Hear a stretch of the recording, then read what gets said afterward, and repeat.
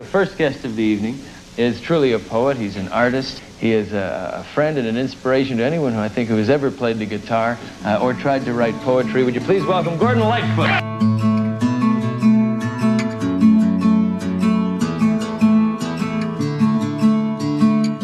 Minstrel of the Dawn is here to make you laugh and bend your ear. Up the steps you'll hear him climb, all full of thoughts, all full of rhymes. Listen to the pictures flow, across the room into your mind they go. Listen to the strings, they jangle and dangle while the old guitar rings. This is Carefree Highway Revisited, the show that celebrates the work of Gordon Lightfoot song by song, a proud member of the FM Podcast Network. I'm your host, Mike Messner, and along with me today is a fellow Lightfoot fan making her 7th appearance on the show, Deb Radwan. Deb, welcome back to Carefree Highway Revisited. Thank you so much. I can't believe it's been 7 times. I know. That is far and away a record, and one that I don't know if it'll ever be surpassed, but great to have you on again. So today we are talking about Minstrel of the Dawn from the Sit Down Young Stranger album. And of course, that record came out in 1970.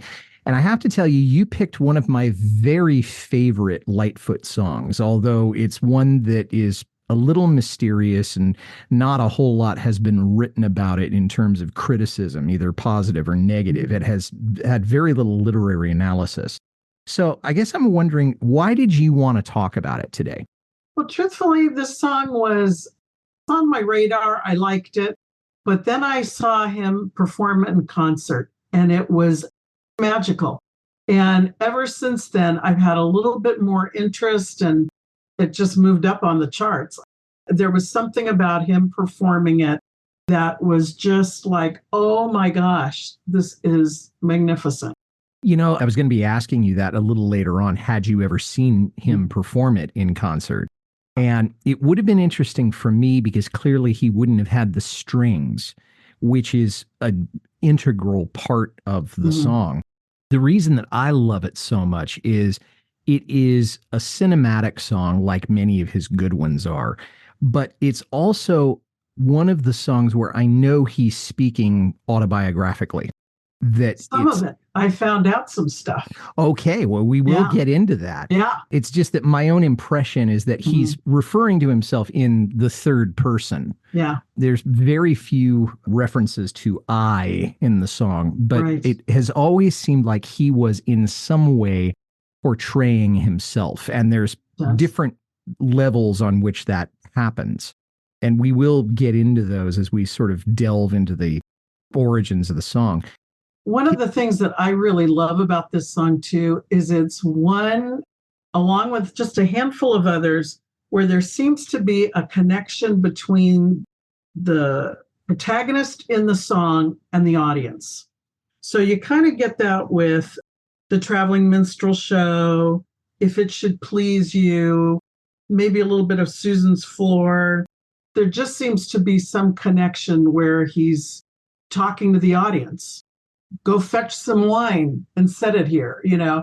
And I really like that connection, that intimacy of it. I know that you said it was magical, and when you saw him perform it in concert, and I'm wondering if you could describe that just a little bit more about what made it so magical, apart from just the fact that he was always magical in concert. Yeah. You know, there was always an aura about him. He was just a total professional, absolutely knew how to captivate an audience. What was it about that particular night? Well, actually, I've seen him perform it several times. Of course, his finger picking and Carter's or Terry's, whoever it was. And the combination that he's our troubadour and he's speaking about a troubadour. And it does sound autobiographical in a lot of ways. And when he says, listen to the strings, they jangle, you're listening to the strings jangle. It was just magical. I don't know how else to describe it. It sounds like it was a moment where you really had to be there to hear the kind of narration of what he was actually doing. Yeah. And then, of course, the lead guitar, because in this, if you take away the strings, it's only 3 pieces. It's guitar, lead guitar, and bass. There's no percussion on it at all. And it doesn't need anything else. I mean, the strings are nice on the record, but it doesn't seem to me that you had to have them. And he didn't have them in the concert, and it was magnificent. Mm-hmm. And maybe that's because more of the focus was on the guitar. It was beautiful. And I think the other thing that made it special, and maybe we'll talk about a little later, was he told the story about coming out of the coma. And this being the first song he heard. And he kind of set it up. He said, when I was in this coma, my sister Beverly used to come in every day and she would play my music to me. He said, when I woke up, the first song I heard was this song. So then that kind of elevated it for me, that whatever it was, this was the song that reached into that dark hole and pulled him out of it. There's an extra layer of beauty to and meaning to the song. And I had heard that. I didn't hear the part about Beverly being involved. But I had heard that when he was coming out of the coma, that he did hear the song, but I couldn't be sure if it was in his head or whether there was somebody actually playing it on a cassette or whatever. But the fact that it was in his head, I mean, that's really his welcome back. That's right. Mm-hmm. And in Nicholas Jennings' book, he says, and I'm quoting here, it was sort of a hallucination. It happened just as I came to, and one of the nurses was filling up my feeding apparatus. The whole song with me singing, but sounding so much more pristine than on the record. It was the most amazing thing. So it was almost like all his senses were heightened, and the music was almost a spiritual moment for him. So when he was telling this story and when I read it in the book, it was just like, yeah, there's something about it. When I heard him sing it live, him on the guitar, it elevated the song for me. To think about it being more pristine than on the record, it's hard for me to imagine anything more pristine than the way he delivered it. And I should segue into this by saying that this is one of a very few Lightfoot songs or any songs that I could listen to at any time, doing anything under any circumstances. There are some where I'd really have to be in a particular setting, time, place, activity, whatever, for it really to hit home. But this is one where I could listen to it 6 times a day and throughout the day when I'm out and about my business, and it is always going to fit. Is there a setting for you that would be perfect for this, or is this another one that you could listen to anytime? Well, I can listen to it anytime. I do find that I listen to my music most often in the car, but if I could describe a perfect setting, I think it would be having it play when the sun is coming up. Makes perfect sense. Yeah. Okay. The Dawn. And, and of course, he did name his company Early Morning Music for many years. I don't know if he kept that moniker until the very end, but for a long, long time, that was the name of his publishing company. Well, let's talk a little bit about how the song got written. And again, going back to the Nicholas Jennings book, we do know that when Gordon was working in Cleveland, and I've talked about that at La Cave, when he was maybe in residency there, or he was playing a few shows there, he went to see Stepin Fetchit, who is the African-American comedian who was the first African-American to become a millionaire in show business in American history. And the name ended up in the song, but it's clearly not about the characters that actor, whom we'll talk more about a little bit later, but the idea that this character will make you laugh and bend your ear. And so that was one of the few things that Jennings said about this song. I read that as well, but I found an article that was written in 2008 by Red Shea's daughter. And I sought it out because I had heard somewhere that this song was written about Red. He was the inspiration. And so when I found the article, it was in the Globe and Mail. And what she wrote was, Gordon wrote a song called Minstrel of the Dawn that was inspired by Red. I believe it captured the playful life of my father that he possessed. He loved telling jokes. And of course, I kind of Googled Red just to get more information on him. He traveled in the carnivals. He jumped freight trains. He was a real jokester. And then one of the articles I read said, Red Shea is universally credited with having been Lightfoot's most distinctive original supporting player, adding his lucid, filigree lead runs seamlessly into his music. What a way to phrase that. Yes. And when he said filigree lead runs, that's kind of what that song, when he talks about listen to the strings, they jangle.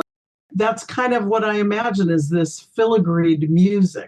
So I think it's about Red.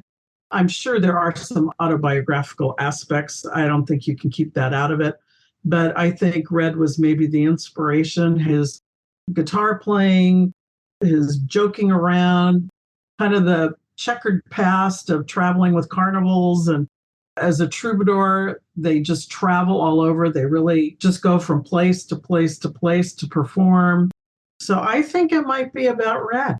You know, you've sold me. It makes perfect sense that it would be about Red. And this is a good place, Deb, to stop and talk a little bit about the whole idea of minstrel tradition. Yes. And of course, it goes back to medieval European times and maybe before. And the minstrels were wandering entertainers, and they sang all sorts of songs, love ballads, epic songs, religious music. And then sometimes they would be sort of town crier kind of people, saying, okay, well, here's what's going on in this burg or this area dozens of miles away where I was 2 nights ago.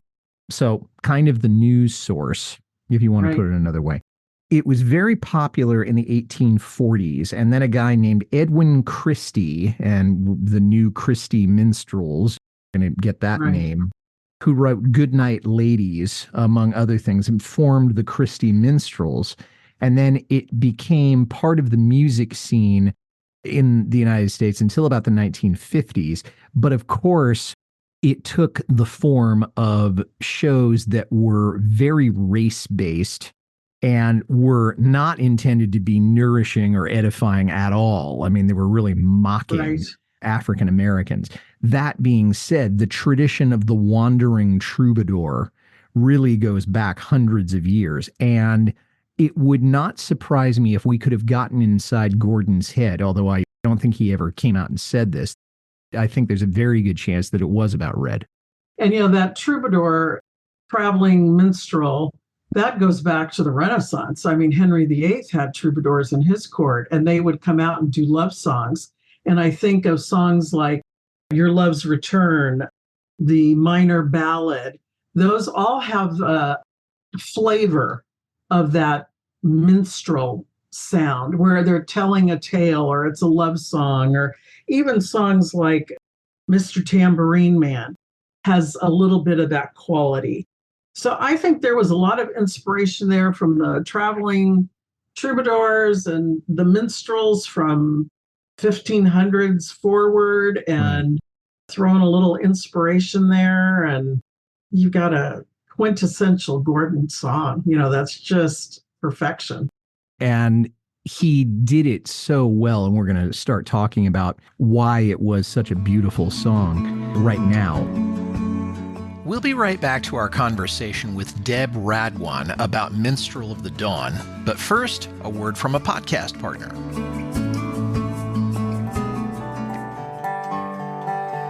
The American West is a place of lore and legend, of triumphs and tragedies.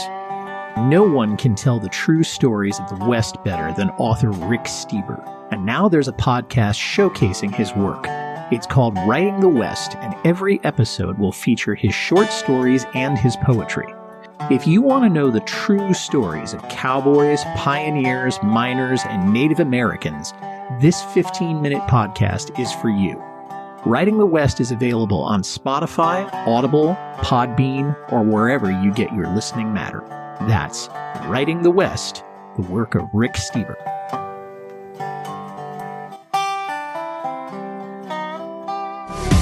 Radio is so much different than it was in the 80s. We had it all. The music, the movies, the DJs, and morning shows. Back to the 80s Radio is a show from the 80s in podcast form. We bring the memories from that awesome decade back. Join Toscano and Chang every Friday as they take you on a ride back in time, sharing their experiences and laughs. Stop on by and discover some of the wacky things this crazy duo comes up with. They talk about it all, the good, the bad, and the ugly of the greatest decade. Don't miss the greatest 80s podcast in the world. Back to the 80s Radio. The Minstrel of the Dawn is here to make you laugh and bend your ear. So he's going to get your attention. He's going to make you happy.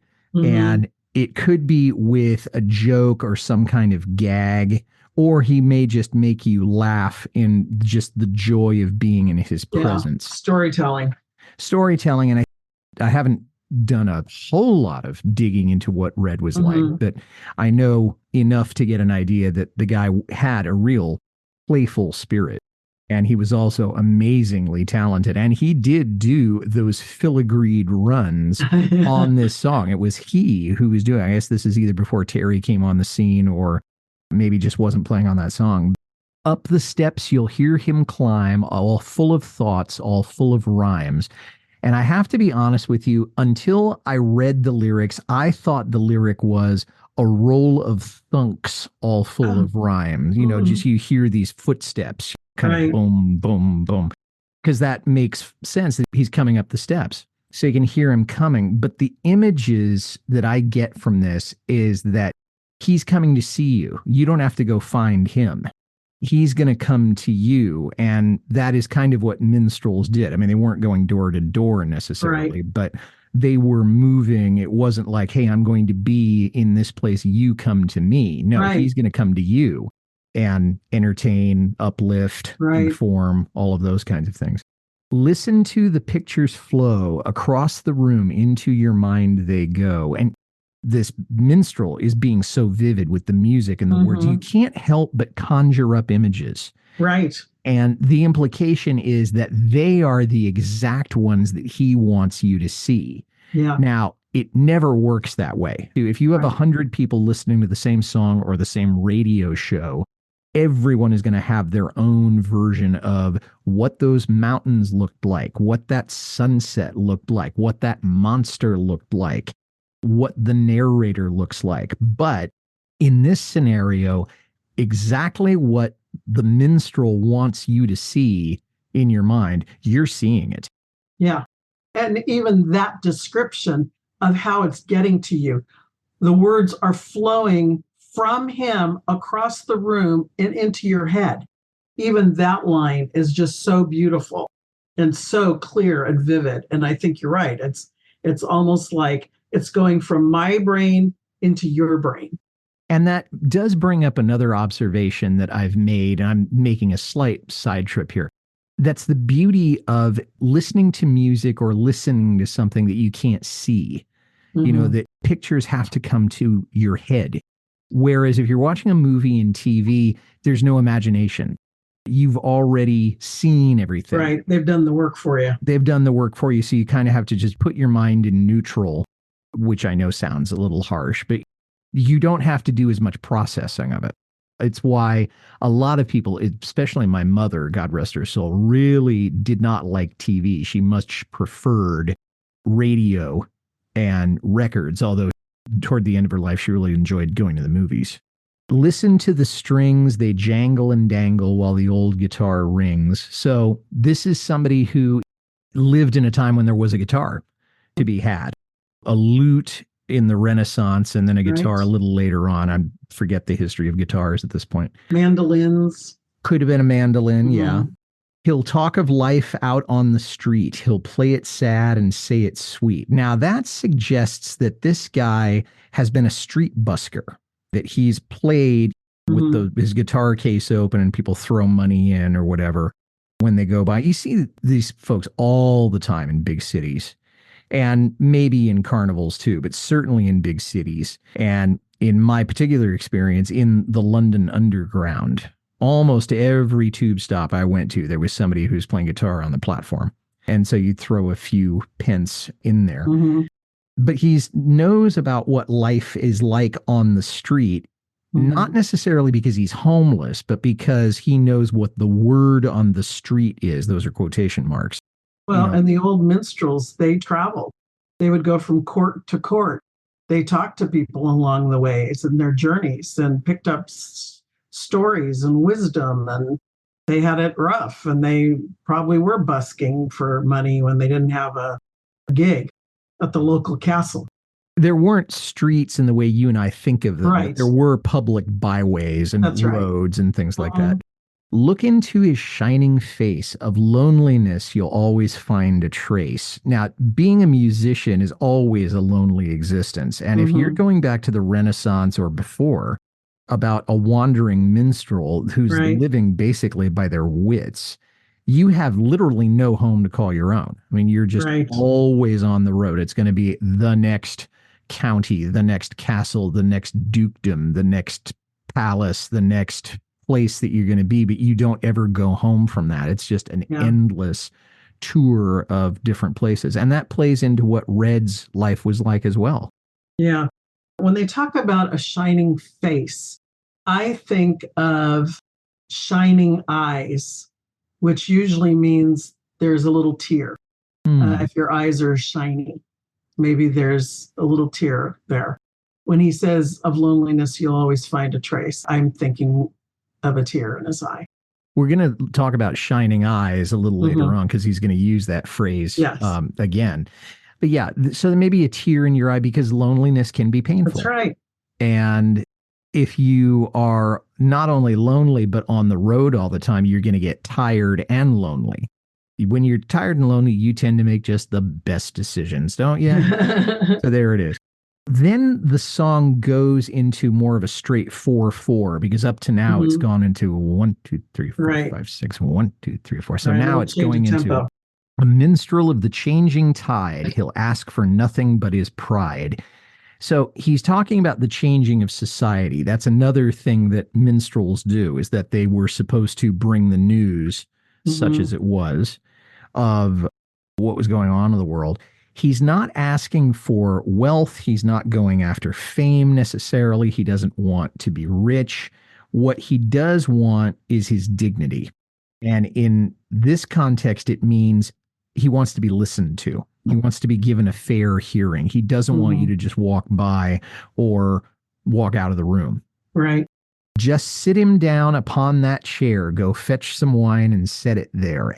There is a little bit of a literary tradition behind that. Now, I liked what you said about saying to the audience, hey, welcome him in, and give him something to drink. But he's talking about a time when musicians just sort of went out and sang for their supper. Before the rock and roll era, or before musicians commanded these outrageous salaries, before the spectacle became what you went to see rather than the music. And when I think of sort of contemporary people in the mass media, okay, I think about Frank Sinatra and I think about Elvis. There were probably people before that, but those are the people that come to mind.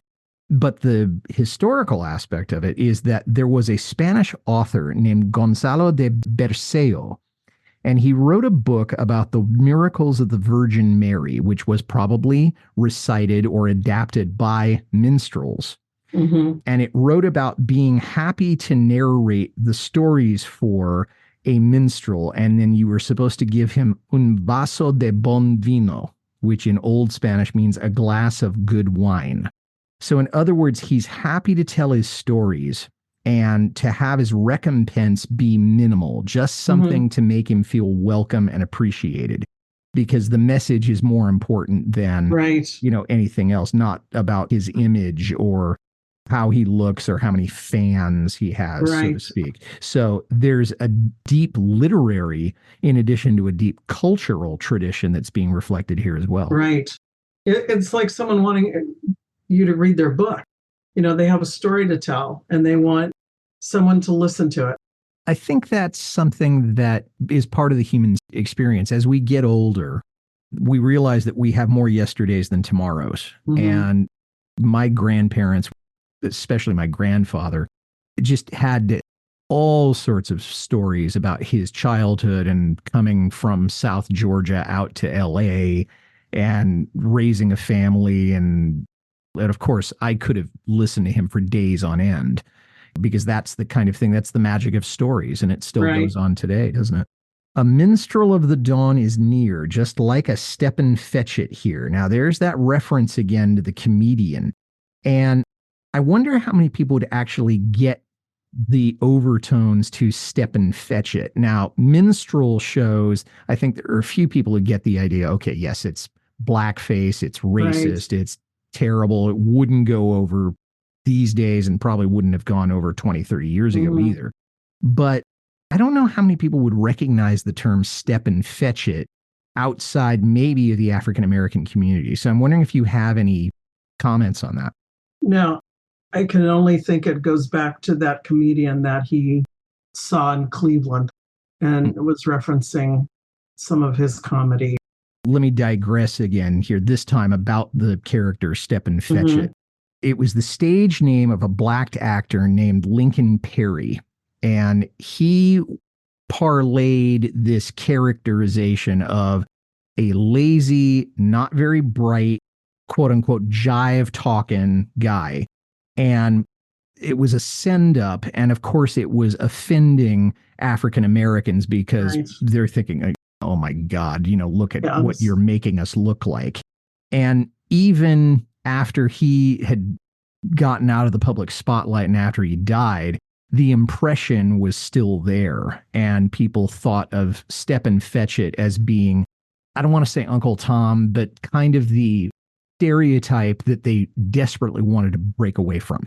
Right. Because it was what white America was seeing. Right. And what they were concluding, okay, well, all African Americans are like that. At the same time, Lincoln Perry was the first African American to become a millionaire off of show business, at least the one that we know of. And so there are some African Americans who said Lincoln Perry is the first black superstar and kind of a trailblazer in that way. So I'm not saying that we should necessarily comment on that. I'm just giving you the sort of historical background. Right. He's like an old-time troubadour, just wanting life and nothing more. Now, Deb, I'm interested in your thoughts on this because it's a little bit of a mysterious line here. It's beautiful, but just wanting life and nothing more, does that imply that all he wants to do is survive? He doesn't want to grow. He doesn't want to improve. He doesn't want to achieve something. What do you think Gordon's talking about in this line? Well, an old-time troubadour, they traveled and they played and they moved on to the next place and they played and people raved and applauded for them and threw them coins. And I think it's kind of what modern musicians who go out on the road and they just want to perform and be listened to and people applaud and they get paid for it. And that's living. I think that's all he's saying here is he's just wanting life and nothing more. And life to him is going place to place and singing and people listening and hearing him and giving him some wine and some coins. And he goes to the next place and does it all over again. And I think in a lot of ways, that's what modern musicians do. With the exception that, to paraphrase Joe Walsh, they have a mansion, forget the price. I've never been there. They tell me it's nice. Yeah. And there is some conspicuous consumption that goes along with being a musician today that you wouldn't have had back then because that was literally all there was. Yes. So I guess what he may be saying is that this is his life and he wants that life to the fullest. Right. He doesn't want to explore anybody else's life. Right. And I think if you just look at Gordon's life, now he wrote this when he was a much younger man, but even as an older man, what did he want? Of course, he had the nice home and everything, but he wanted to still tour. He still wanted to be on stage. He still wanted to see his fans. He still wanted his music played. He was still touring at 80-something years old because that was, he used to say, I love the work. I think that was living. What did he really want? He wanted to still do the work. We'll be right back to our conversation with Deb Radwan about Minstrel of the Dawn. But first, a word from a podcast partner. Is that song really a cover? What instrument are they playing there? What do those crazy lyrics mean? If you're the kind of person who thinks about stuff like that, you're in luck because I've got just the podcast for you. How Good It Is chooses a single song each episode and takes a dive into the story behind the song and the artist who made it famous. I'm Claude Call. You can find me in your favorite podcast software or just point your browser to howgooditis.com. How good it is. Hey, do you like classic albums? Technically, like the 20th century albums, such as like Beatles, Led Zeppelin, Rolling Stones. I've only had Beatle episodes so far, however, I'll be doing more. But welcome to my show, or rather, hey, welcome to check out my show. All those years ago, a classic album podcast with the dipping sauce. As you can see, the George Harrison reference. I review classic albums, not of those the likes of Beethoven, the likes of the Beatles and Rolling Stones, and like I mentioned earlier, or what have you. So yeah, check it out. It's every Monday. I do albums, conspiracies, songs, all that jazz. So just check it out. All those years ago, a classic album podcast, wherever you get your podcasts.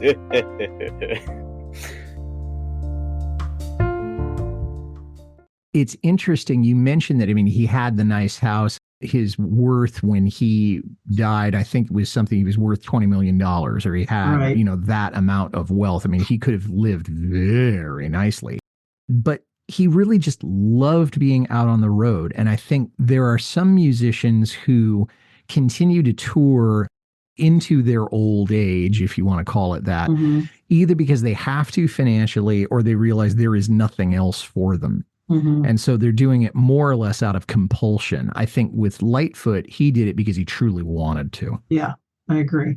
And he said it over and over again. He loves the fans. He loves the work. You look at the guys in the band carrying on his legacy. They could all easily retire, but they love the work. They love to go and perform and sing his songs and through the old time troubadours. And I hope that they continue to do that as long as there are people who are willing to listen. That's right. Look into his shining eyes, and if you see a ghost, don't be surprised. Now, we talked about this a little while ago with the shining eyes, which implies that there's teardrops there. Yeah. The guy is on the verge of crying. But it makes me wonder who or what the ghost is supposed to be. And we've heard Gordon talk about the ghost from the wishing well, but that to me seems very far removed from what we're talking about here. So you have any thoughts on what the ghost is supposed to be? Well, again, it's kind of hard to say because he wrote this as a young man. Yeah. But when I look at it from the perspective of him singing it as an older person, I think of all the troubadours who came ahead of him, all the people who inspired him to write this song and others. That there are ghosts in the troubadour's past that he's carrying with him. And when he sings a song or performs, that all of those ghosts are in his eyes. You're hearing and seeing other memories, other people who came before. To me, that's kind of what I think of. I hear what you're saying in terms of the tradition. And the folk tradition is a perfect example of that. So It sounds like it's the heritage that goes along with being a troubadour and any kind of musician, really, but certainly a troubadour. And I think about the people who came before Gordon that were doing that kind of thing. Pete Seeger comes to mind. Woody Guthrie comes to mind. Yes. Lead Belly comes to mind. There are others that he's carrying with him when he sings those songs. Yeah, or somebody is. Right. The person that he's singing about is carrying these people. The minstrel boy will understand. He holds a promise in his hand. He talks of better days ahead, and by his word your fortune's read. Now, this is another aspect of being a gypsy, although being a gypsy has its own connotations. But he's talking about this guy being a fortune teller. Now, Gordon has never exactly been a pessimist, but he's never been sort of a wide-eyed optimist, idealist. about life either. I mean, he certainly went through his share of bad stuff in his life, some of which was self-inflicted, some of which was not. I'm just wondering where this idea of the fortune is coming. I mean, is this talking about this minstrel being just chronically optimistic, or is this person also a palm reader? What do you think he's talking about here? Well, I don't think it's a palm reader, but I do think that there is an optimism. When you listen to music, it lifts you up. It is a positive experience. You feel better after listening to it. Even if some of the songs make you cry, it makes you feel better. It's all about the feeling that you're getting through his music and his words and his guitar playing. And that's the promise in his hands. And maybe I'm being a little Pollyanna about it, but I don't think he's saying, oh, it's all going to be rosy from here. I think his stories tell of some of those tough times, but some beautiful times. And somehow when you come out from listening to music, you just feel good.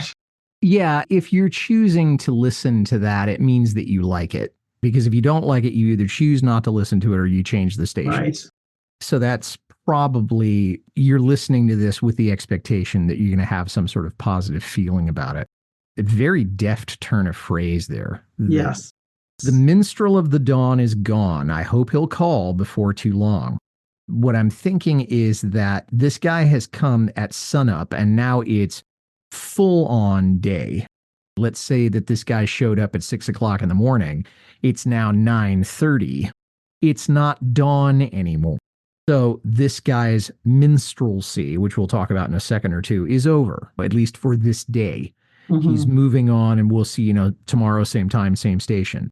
The other thing I think of is that it could be his muse, and in that sense, he might be talking about Red, because I can envision Gordon and Red and maybe John jamming all night until the sun comes up, and then realizing, okay, Red is just a little bit of energy left to keep the story going, or to keep the session going, or to come up with some idea. Or maybe the idea is that Lightfoot wrote all of his best music early in the morning. I really don't know. I love the way that this is the conclusion of the song, that the minstrel has now moved on. Right. We don't really know when he's coming back again. I always thought this would be a good concert closer. I hadn't thought of that because it's almost too beautiful to close, whereas I would expect that it would be something that everybody's going to know and everybody's going to be singing along, and there's going to be a lot of gusto involved with it. Well, he can do an encore. Okay, but it's kind of a signal that, okay, that might on now. Maybe is the encore, yeah. Or if he says, okay, we'll do one more, maybe after the encore, maybe he's called back for a second one or something like that. And if you meet him, you must be the victim of his minstrelsy. And it's interesting, he's saying, we are the victims. Is this him being modest about himself? Is he being kind of humorous about it? Or is he casting aspersions, with the idea of, who wants to be woken up at 7 o'clock in the morning? I don't think of a victim in a negative term. I think it's like you're under his spell. And so you're a victim in that regard. But I don't think of it as disparaging. I think it's just, if you meet him, you must be under his spell. I like the way you said that. I think the word victim is always going to have some sort of negative connotation. So the word does invite some questions, but I agree with you, and I like the way that he phrased that. So the song appeared on what became known as If You Can Read My Mind, and it, of course, that record started out as Sit Down Young Stranger. Right. It was his 5th original album. It was the first one he did for Reprise, and it's the best-selling original album of his career. It was the first song on the record. That surprised me. I didn't know that.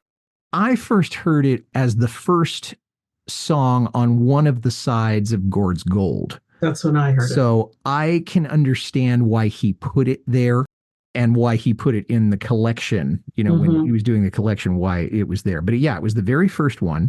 Was not released as a single, which I understand because this isn't a toe tapper. Right. It's a beautiful song, but it wouldn't have sold as a single. The album went to 20 in Australia, number 8 in Canada, number 12 in the US, and number 6 in the UK. And I believe that is the first time he had hit the charts in England. It's time for us to take a look at the musical aspects of the song. And I have to say, Deb, I can't pick a single one out. It all works as perfectly as any song I have ever heard done by anyone. Yeah. The lead guitar is tasteful and it's jovial and it's filigreed. There's that word. Yep, I love that word because I think it fits. Yeah, it does. Lightfoot's picking, which has the great pacing to it and then leads you into the more rapid part of what the last 2/3 of the song is going to be. The string arrangement, which was done by Randy Newman, which I think is even better than what he did with Approaching Lavender. Agree. The melody, I mean, it was all just so perfect. Absolutely perfect. And it sounds about as contrived as The Weather, but I'm sure that they went through a lot of takes. Yeah. And they really worked on that. I don't know that anybody will ever know how many takes it took.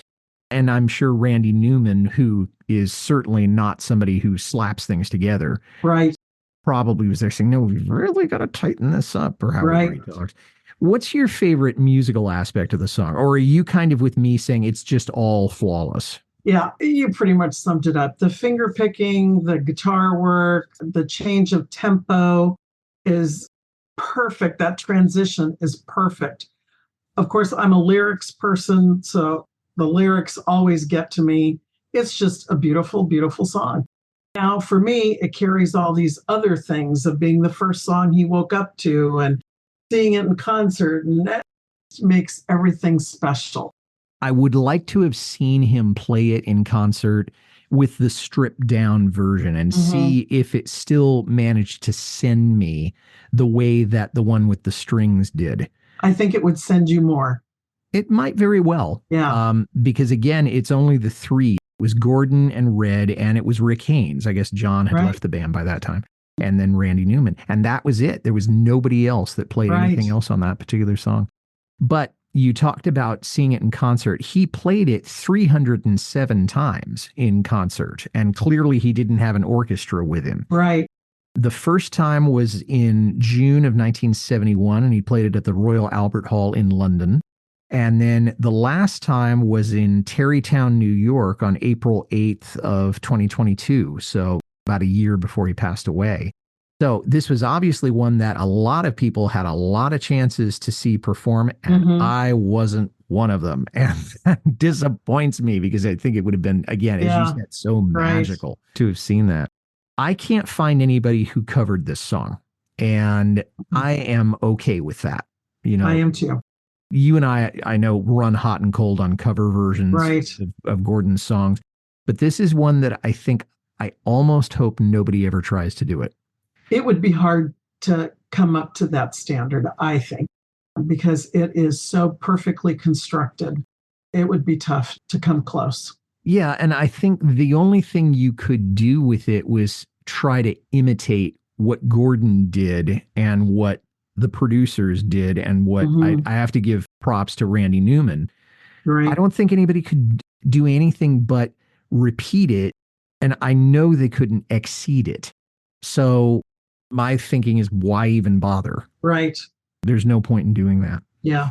So, Deb, as we're kind of wrapping up with this song, and I should tell you that it gives me a great deal of satisfaction to talk about a song that's meant so much to me in my lifetime, to be talking to somebody who has been as much a part of this musical journey and this podcast journey as anybody else. Any closing thoughts on the song? No, I was just thrilled that no one had taken it yet.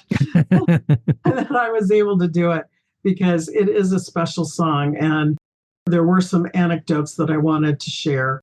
Every time I listen to it, it just has a special feeling around it. Deb Radwan, this podcast would literally not exist without you. So I wanted to thank you again for taking the journey with me. And we're going to go for number 8 next season. Gosh, I hope there's some left over for me. Oh, we got a lot to do. Don't worry.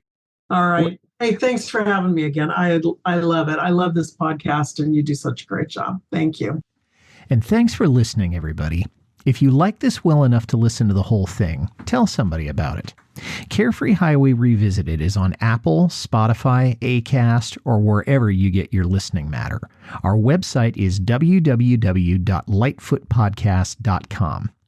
I'd like to make a special request for you to visit my Patreon page. I love this show so much, and I want to keep it going, and you're in a position to help. Please head over to www.patreon.com/carefreehighwayrevisited. $1 or $2 a month is all I ask. You can reach me, Mike Messner, at teachermike72@gmail.com.